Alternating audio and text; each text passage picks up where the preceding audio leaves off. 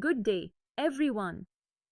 Have you ever played with a bar magnet and noticed how the lines seem to pass invisibly through space, even going through objects like paper or your hand? That invisible influence of the magnet is what we explore today as magnetic flux. So, what exactly is magnetic flux? Simply put, it measures the total amount of magnetic field passing through a given surface. Think of it like sunlight shining through a window. The brighter the sun or the bigger the window, the more light passes through. Similarly, the stronger the magnetic field or the larger the surface, the higher the magnetic flux. We mathematically define magnetic flux as phi equals integral of B dot da, where capital Phi is the magnetic flux in Webers, B is the magnetic field vector, and da is the area element vector pointing perpendicular to the surface. Notice how the angle between the field and the surface matters. Maximum flux occurs when the magnetic field lines are exactly perpendicular to the surface. That's like sunlight hitting your solar panel straight on for maximum energy. And for a uniform magnetic field, we simplify this to phi equals B times A times cosine theta, where B is the field strength, A is the surface area, and theta is the angle between B and the normal to the surface. As you can see in the diagram, the field lines pass through the area vector, and the angle theta determines how effectively they pierce the surface. Quick insight: remember, magnetic flux is a scalar quantity, not a vector. It has magnitude, not direction. Now, let's move a step further. Imagine a flat rectangular loop lying in a magnetic field. How much of the magnetic field passes through this plane? This is where the dot product B dot comes in handy. The total flux depends on how the surface is oriented relative to the magnetic field. If the surface tilts, the flux decreases. So for a uniform field, we use phi equals B times A times cosine theta again. Here, A is the area of the surface, B is the field strength, and theta is the angle between the magnetic field and the normal to the surface. Visualize it. When the surface is perpendicular to B, all field lines pass through, maximum flux. When the surface tilts, fewer lines pass through effectively, flux decreases. As you can see in the diagram, rotating the surface changes the angle, and the component of B along the area vector determines the flux. Quick insight: maximum flux occurs when the magnetic field lines are perpendicular to the surface, just like aiming a flashlight straight at a wall to illuminate it fully. Let's explore the effect of angles in more detail. The flux varies as the cosine of the angle between B and the surface normal.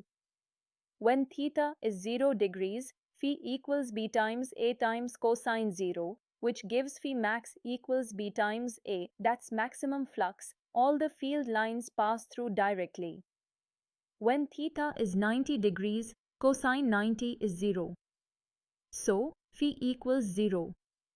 No flux passes through. It's like holding the window completely edge-on to the sunlight. You see no light passing through. This simple cosine relationship helps us predict flux in any orientation.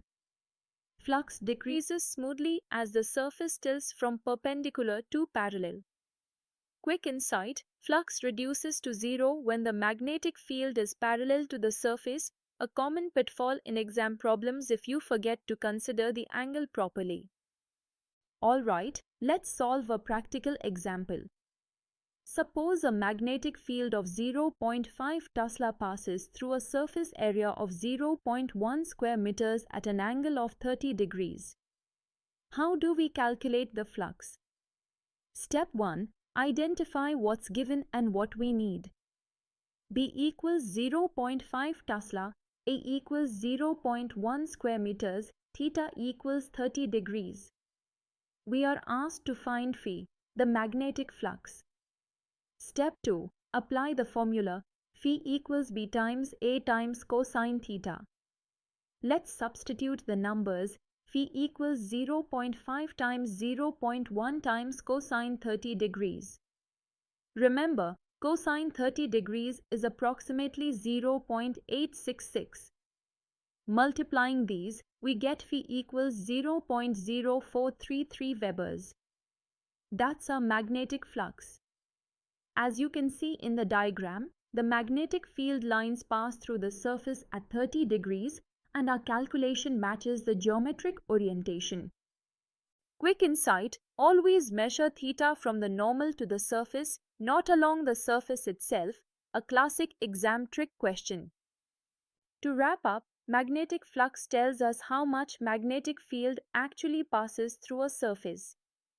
It depends on the field strength, the surface area, and the angle between them. Phi is maximum when the field is perpendicular to the surface and zero when it's parallel. The formula phi equals b times a times cosine theta is your go-to for calculations. Understanding magnetic flux is not just a textbook exercise, it's the foundation of electromagnetic induction. Without flux, we wouldn't have generators, transformers, or even the electric currents that power your home. So, the next time you switch on a fan or light, remember, it's all thanks to magnetic flux changing in coils somewhere inside a generator. I hope you now have a clear sense of what magnetic flux is, how to calculate it, and why it's fundamental to electricity and magnetism. See you in the next session, where we'll explore how changing flux gives rise to induced currents, an equally fascinating concept of physics.